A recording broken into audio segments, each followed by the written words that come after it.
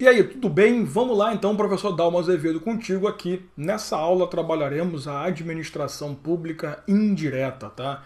Assim como foi feito um trabalho em que foi feita a análise ali, eu destaquei todas as características importantes sobre a administração pública direta, nós faremos a mesma coisa nessa aula, só que com os entes que vão compor a administração pública indireta. Lembrando você que a administração pública indireta ela será composta necessariamente por aquelas entidades, aqueles entes públicos que recebem uma atribuição da vontade da administração direta. Então, a administração indireta necessariamente é composta por pessoas que só apareceram ali, só surgiram ali porque a administração pública direta assim o quis.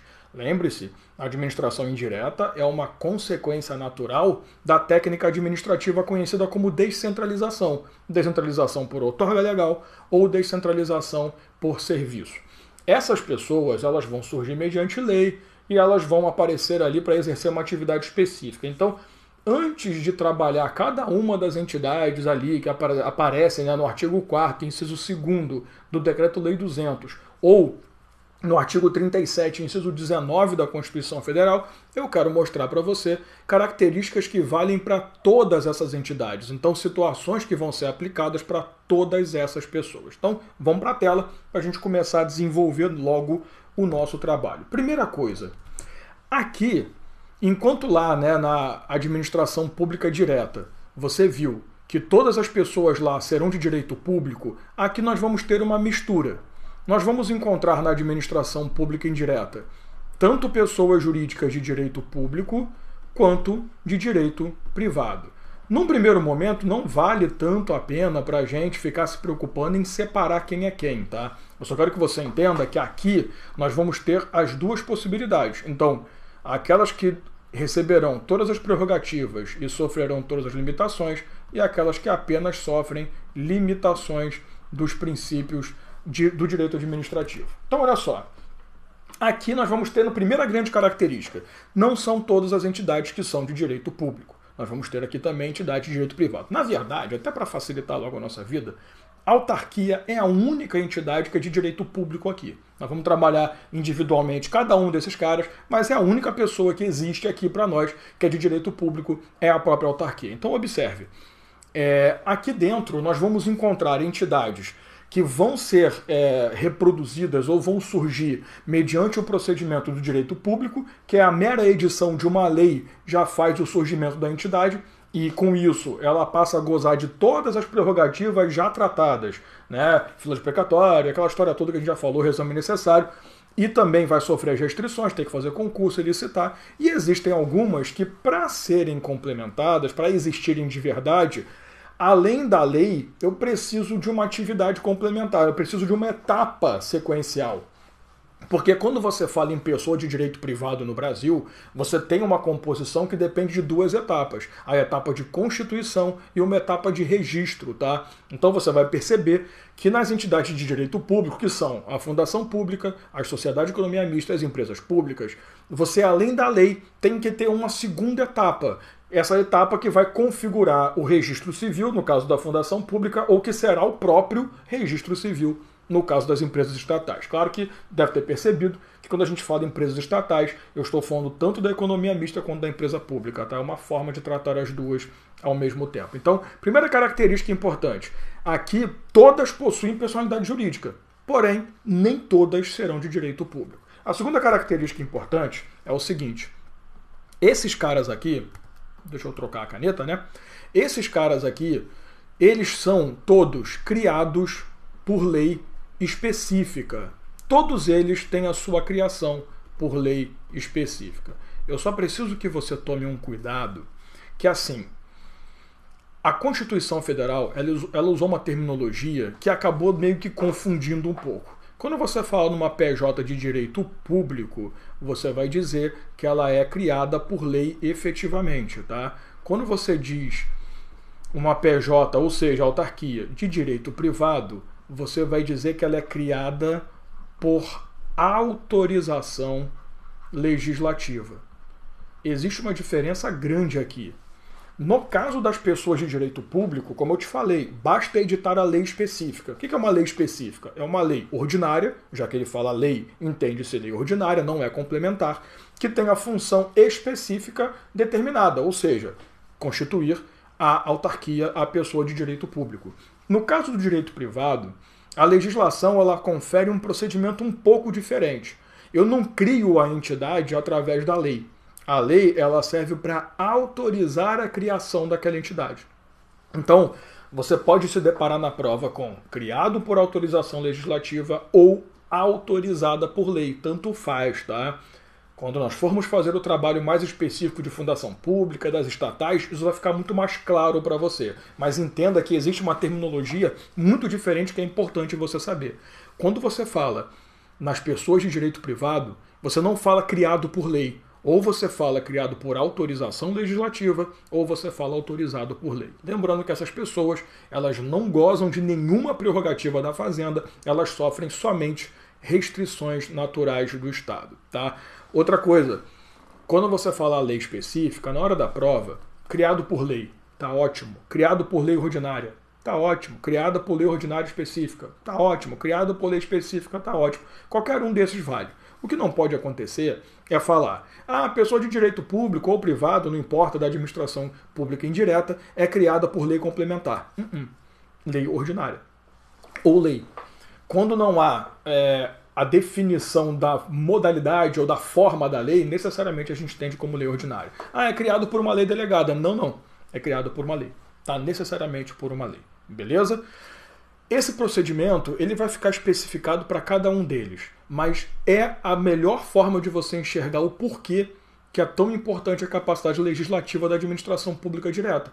Já que é da vontade da direta que surgem as indiretas, eu preciso ter alguém com capacidade legislativa, com capacidade política, com o poder de editar norma. Por isso que só a União, Estados, DF e municípios podem criar essas entidades. Aliás, seria a terceira característica, né? Qual é a terceira característica importante da administração pública direta? Esses caras não possuem capacidade legislativa. Então, eles não podem editar lei, tá? Toma muito cuidado, que assim, você não pode confundir a capacidade legislativa com o poder normativo, né? O poder normativo é aquele que dá o direito de editar atos normativos de regulamentação de lei. Quando você estuda autarquia, você aprende a tal da agência reguladora. E esses caras agem o tempo todo por ato normativo. Eu não estou falando disso. Eu estou falando que eles não podem legislar. Então, nunca uma pessoa de direito da administração pública indireta vai poder editar uma lei própria, uma lei ordinária, complementar, delegada, medida provisória, não me importa. Não existe a possibilidade de edição de lei, tá? Voltando para cá, uma outra característica importante. Todos os entes da administração pública terão autonomia administrativa, ou seja, eles vão poder determinar toda a sua organização interna e, consequentemente, produzir os atos de portarias e resoluções e por aí vai, e vão ter também autonomia financeira. Claro, a partir do momento em que essa entidade ela vai cobrar pelos serviços prestados, ela vai receber uma contraprestação pecuniária pelo serviço que ela presta. Observe que aqui não há a autonomia orçamentária, tá? Por que não tem? E assim, isso daqui é meio que discutível na doutrina.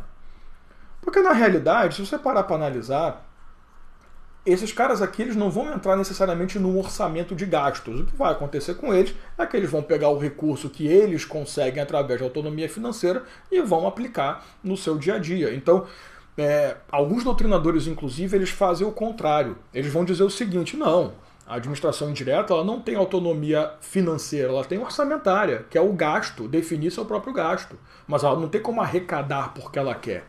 Na boa, né? Se for parar para analisar, as agências reguladoras, por exemplo, cobram ali tarifas pelos serviços prestados, então eles acabam recebendo alguma coisa, eles instituem os valores e a forma de cobrança, sabe? Então, né, você vai numa agência bancária, você tem diversas taxas para pagar. Então é claro que existe uma discussão. Para nós, para a gente trabalhar para concurso, a autonomia financeira é aceitável. Ela vai definir os seus próprios ganhos, né, a cobrança pelo que ela faz, e vai aplicar aquele dinheiro como quer. Mas isso não é autonomia orçamentária, porque eu não participo do orçamento público. Eu não tenho um destaque orçamentário que vai dar dinheiro para a administração pública. Isso num primeiro momento, tá? Isso é uma visão genérica. Eu só queria que você percebesse o seguinte: apesar disso, é meio claro que os entes da administração pública indireta, eles vão ter o quê? Eles vão ter sempre finalidade pública. O que significa dizer que esses caras aqui, eles vão ter finalidade pública? Significa dizer para você o seguinte: todo ente da administração pública indireta que é criado ou autorizado a sua criação tem a função de atender o interesse público, ou seja, não podem ter finalidade lucrativa. Presta muita atenção no que eu vou te falar agora, porque assim, existe uma coisa muito diferente em falar finalidade lucrativa e falar em obtenção de lucro. Quando você fala na tal da finalidade lucrativa, você diz que o objetivo da ação, aquela pessoa jurídica, ela se preocupa apenas com o ganho. Ela não tem que se preocupar com o interesse público. E você sabe que isso não é verdade. Você sabe que nós temos a indisponibilidade do interesse público em todos os entes e temos a supremacia nas autarquias. Então, isso não é verdade. Então, o que a gente... Não precisava ter chutado a mesa também, né? Aí já balançou demais. Eu vou ter que dar uma cortada, mas tudo bem. Então, vamos lá. Tá, vamos nessa. Então, o que a gente quer dizer com isso? Quer dizer que eu não posso ter finalidade lucrativa, ou seja, meu objetivo como entidade não é o lucro, mas eu posso auferir lucro. Não tem problema nenhum. Se o lucro for uma consequência da atividade, ele for secundário e não primário, sem problema. O que eu não posso é agir pensando apenas no dinheiro. Esse que é o grande ponto. Então, você falar que não pode auferir lucro é um erro. O que você não pode ter é finalidade lucrativa, objetivo de ganhar dinheiro com isso, tá? Então, naturalmente, você vai ter efetivamente ali a posição de que esse cara vai ter uma finalidade pública, mas que pode acabar resultando em dinheiro. Não à toa, autonomia financeira e possibilidade de gastos da forma que acha. Então, vai pegar esse lucro, vai reverter para a própria atividade. Esse é o grande ponto. Além disso, nós podemos também dizer, como último, não deu muito espaço porque eu sou uma pessoa meio problemática, nós podemos determinar também que eles estão sujeitos ao controle da administração pública direta. Eu vou ter que apagar, né? Infelizmente. Vou botar aqui embaixo, mas eles se sujeitam a controle pela administração direta. Como eu também gosto sempre de falar, vamos restaurar isso aqui. A administração pública indireta, ela só aparece por uma consequência da vontade da administração direta, perfeito? Se você lembrar bem, a descentralização é o quê? É a administração direta dizendo, olha, eu não quero assumir essa bomba sozinho, né? Eu quero efetivamente ter uma pessoa atuando com especialidade, então eu vou constituir uma entidade, uma personalidade jurídica própria, senão eu faria um órgão público que não tem personalidade jurídica nenhuma, para poder conduzir determinada ação. Então, quando você fala finalidade pública, inclusive tem essa característica também. A lei que cria ou a lei que autoriza a criação vai determinar para que aquela entidade foi criada. Então, ela possui uma finalidade específica. INSS foi desenvolvido especificamente para a Seguridade Social. Eu não posso permitir que ele atue em outra área. Então, quando a administração direta, cheia de obrigações, resolve instituir uma pessoa da administração indireta, o que eu estou fazendo? Eu estou dizendo o seguinte, olha, estou criando você, autorizando a sua criação para que você atue numa determinada área. Então, essa lei, ela vai determinar a finalidade pública específica desse cara. Pois bem, a partir do momento que você tem essa definição, a administração pública, ela vai meio que, assim, deixar de lado. Ela não vai poder conduzir aquela atividade feita pela administração indireta, mas a administração direta ela vai fiscalizar. E essa fiscalização aqui que nós tratamos, ficou horrível isso aqui, deixa eu dar uma corrigida. Essa fiscalização que nós tratamos, ela se dá porque existe uma vinculação entre os entes, né? Então, ter um ente da administração indireta significa estar vinculado ao ente de criação da administração direta. Então, vamos lá. Só para a gente poder seguir, União e INSS, beleza? Tranquilo. A partir do momento que tem essa vinculação, significa que a União não vai se meter nas ações do INSS, porém, Se o INSS começar a oferecer serviços que nada tenham com ele, a União vai chamar para conversar. Ela vai chamar o INSS e vai falar: queridão, você tá ficando maluco, né? Você tá de brincadeira comigo. Pera lá, tem alguma coisa muito errada acontecendo com você. Eu não vou deixar isso aqui acontecer. Por quê? Porque ele está desviando a finalidade específica dele. E quando há esse desvio de finalidade, obviamente você quebra completamente aquela história do princípio da especialização, porque o cara não está mais atuando como especialista daquilo porque ele deixou de fazer aquela atividade que é a obrigação dele. Então o Estado ele passa a ter o poder de controle. Então essa fiscalização não acontece só para garantir, não, tá tudo certo. Não, é uma fiscalização que vai exercer controle mesmo.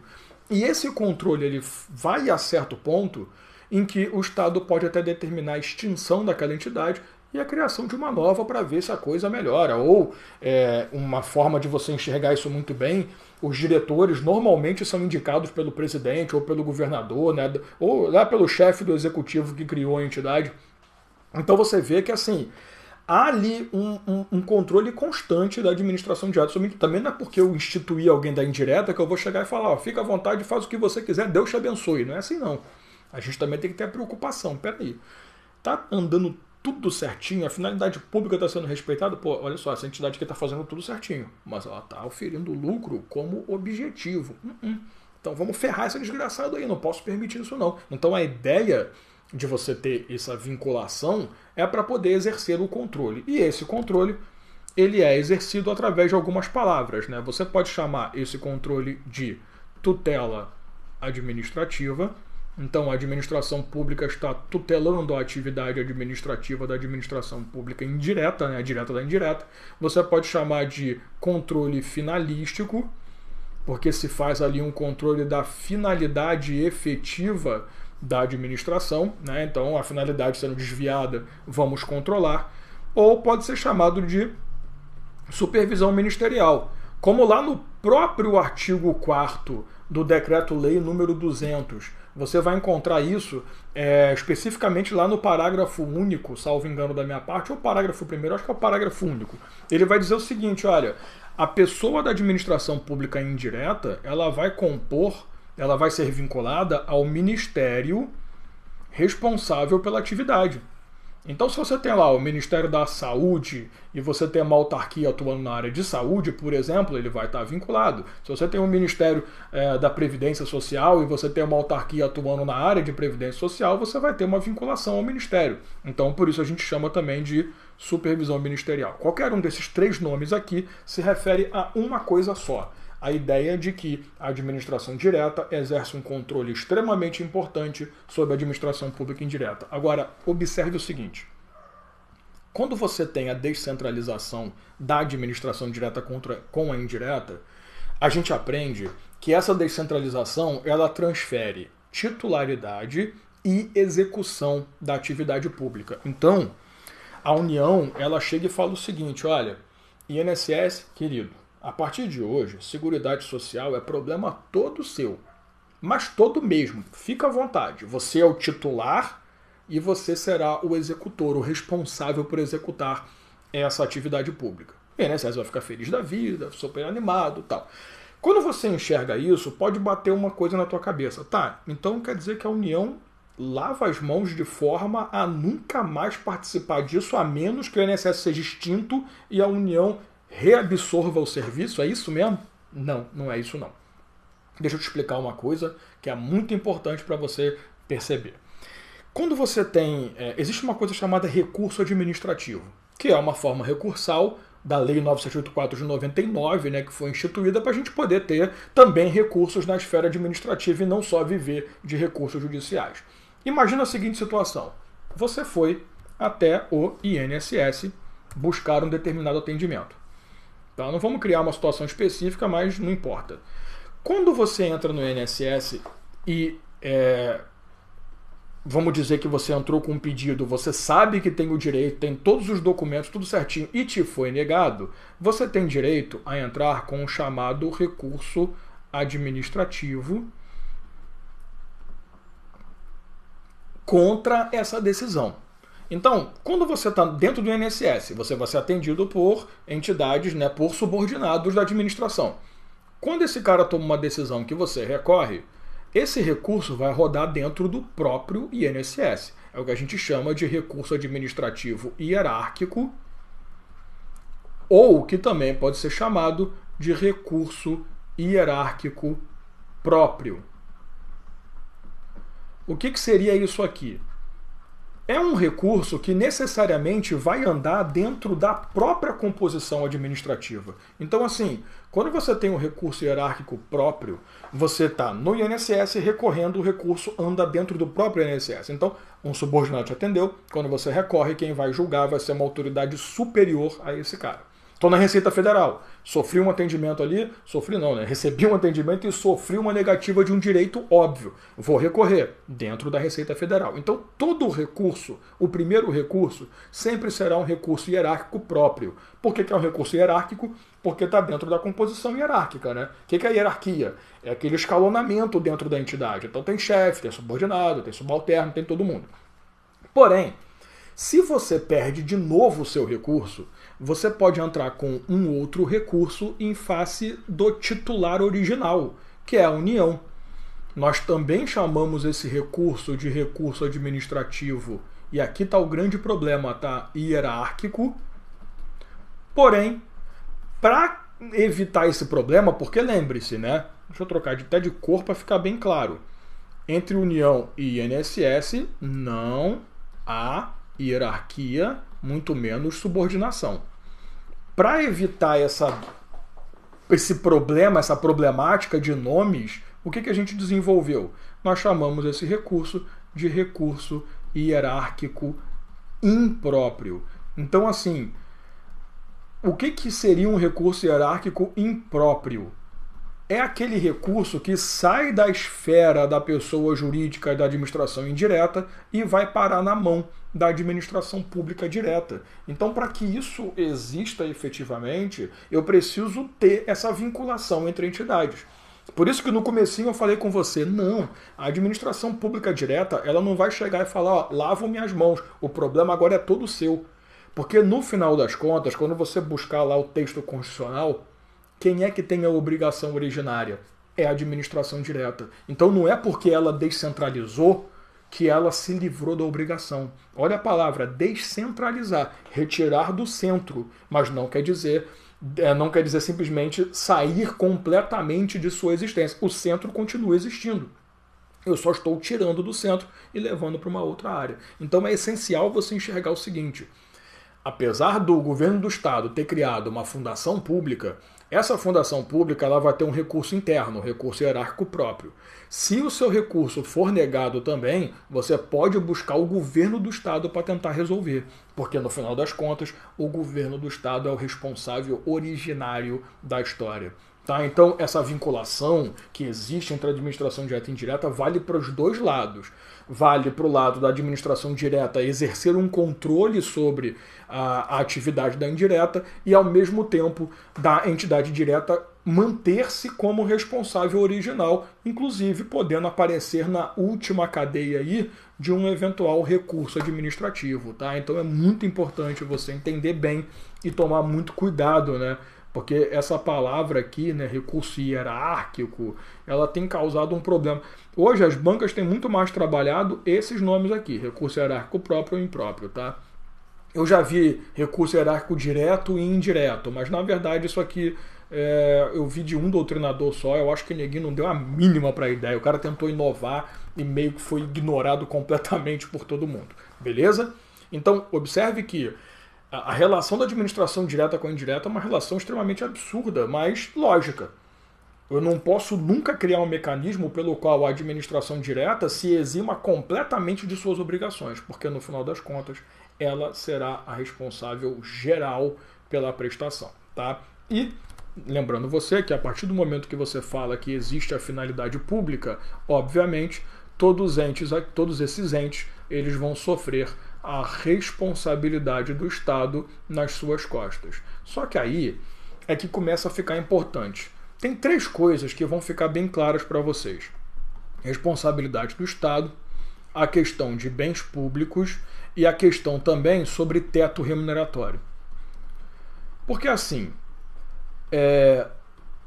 com o tempo vai ficar mais claro, mas a partir do momento que você faz prova para uma pessoa de direito público, de concurso público, a sua regência de direitos será o estatuto.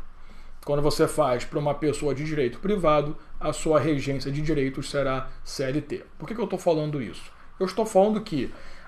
Isso por quê? Porque apesar da pessoa de direito público direito privado vir a compor a administração pública, ela traz na característica dela muito mais a legislação privada do que a pública, sim. E quando a entidade de direito público, obviamente, ela vai seguir a legislação do direito público. Então é interessante que, apesar da administração pública indireta ter gente da administração indireta ali dentro, eu preciso enxergar o seguinte: pode ser que a grande aplicação de regras sobre esse cara seja mais o direito privado do que o público. Normalmente será. Então, isso é uma coisa que você vai desenvolvendo no decorrer das aulas. Eu não quero sair jogando para dificultar a nossa interpretação. Mas eu queria que você já guardasse o seguinte: esses 3 assuntos aqui, eles vão ter que ser interpretados de acordo com o caso concreto. Por que eu estou falando de estatuto e CLT? Quando você estudou teto remuneratório, o teto remuneratório está previsto na Constituição Federal, lá no artigo 37, inciso 11, você aprende que existe aquele teto geral, que é o ministro do STF, você aprende os tetos estaduais e municipais, caso queiram adotar. E assim, teto remuneratório se aplica para servidor público estatutário. Então, logicamente, eu não aplicaria, esse teto remuneratório não é aplicado nas pessoas de direito privado. Por quê? Porque eles são seletistas. E CLT não tem teto remuneratório. Porém, a própria Constituição, no artigo 37, inciso 9, vai falar o seguinte: olha, o teto remuneratório será aplicado sim sobre as entidades de direito privado se elas recebem recurso público para custear os seus gastos normais e pagamento de funcionários. Então, qual é a regra? Você já viu na CLT teto remuneratório? Não tem. Mas para servidor público tem, que é, de regra geral, o teto remuneratório geral, o ministro do STF, beleza? Eu posso aplicar esse teto remuneratório para os servidores públicos, na verdade para os servidores estatais conhecidos como empregados públicos, que são aqueles caras que fizeram concurso, mas são regidos pela CLT? Não posso. Ponto. Salvo se a questão te falar que, apesar de ser uma pessoa de direito privado, ela compõe a administração pública e recebe recurso público para custeio de pessoal e de despesas em geral. Tá? Essa é a primeira coisa para chamar a atenção. Segunda coisa para chamar a atenção, eu falei para você que uma diferença é a questão do regime, outra diferença é que as entidades aqui elas podem ser constituídas de 2 formas. Artigo 173 da Constituição, que vai falar da exploração de uma atividade econômica. E o artigo 175, que vai falar para você o seguinte: olha, essa entidade de direito privado, ela pode prestar um serviço público. Por que isso aqui é importante? Quando você estuda a responsabilidade do Estado, artigo 37, deixa eu colocar de vermelhinho só para a gente manter o padrão que está ali embaixo. O artigo 37, parágrafo 6º da Constituição, você aprende que essa responsabilidade objetiva do Estado, ela se aplica apenas às PJs de direito público e às PJs de direito privado que prestam serviços públicos. Então, eu não posso dizer que todas as entidades da administração pública indireta respondem objetivamente pela responsabilidade objetiva do Estado. Da direta sim, porque todas são direito público. Na indireta não, porque eu tenho direito público e eu tenho direito privado também. Eu preciso enxergar o seguinte, tem que estar no enunciado. A pessoa é de direito privado, mas presta um serviço público. Aí sim, responsabilidade objetiva. Se não, cai responsabilidade comum. Quando você estudar a responsabilidade civil do Estado ou responsabilidade extracontratual do Estado, vai ficar muito claro para você. A mesma coisa vale para bens públicos, tá? Você sabe que... Pô, eu coloquei feião aqui, né? Bens públicos. Aí é complicado, né? Você sabe que a administração pública... A gente falou, né? Na administração pública direta... Todos os bens da administração pública de pessoa de direito público são públicos, então não podem sofrer penhora e tal. Agora, e os bens de pessoas de direito privado? O bem de uma pessoa de direito privado, segundo o direito civil, é um bem privado. Só que, se esse bem privado estiver atrelado a um serviço público, você vai dizer que a ele se aplicam as regras de bem público. Eu estou dizendo o quê? Se eu tenho uma PJ de direito privado que presta serviço, percebeu que é isso aqui que importa, né? Prestar serviço público. Tanto a responsabilidade será objetiva, quanto o bem será tratado como bem público, tá? O bem continua privado, isso aqui não vai mudar. Quando você estudar bens públicos também vai ficar muito mais claro. O bem será privado, mas ele vai ter tratamento de bem público. Ele vai ser um bem privado que não sofre uso capião, ele vai ser um bem privado que não pode sofrer penhora. Então é interessante que, assim, existem 3 dispositivos ali, e quando a gente for trabalhar autarquia, fundação pública, eu vou destacar isso tudo para você, e também quando você estudar bens públicos, responsabilidade civil, isso tudo vai ficar bem claro. E existem 3 dispositivos ali que você precisa enxergar, não só ser de direito público ou privado, mas também se presta serviço público, explora atividade econômica, ou se é seletista e se é estatutário. Então, perceba por que as bancas cobram muito mais administração indireta, tem muito mais detalhes para a gente falar. Então a gente fecha aqui essa aula, tá? Tratamos todas as características comuns à administração pública indireta. Um grande abraço e nos vemos numa próxima oportunidade.